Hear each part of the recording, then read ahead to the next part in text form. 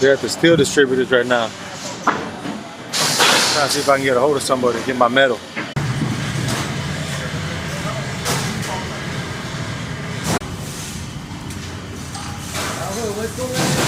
Yeah, West Coast erectors, West Coast erector or fabricators or something like that.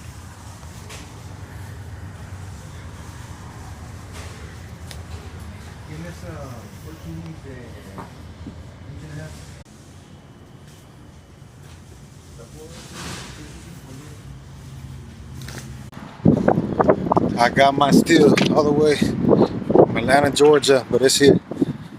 Got this motherfucker cut. Working on my trailer. Let's get back to my shop. So that's some nice heavy plate.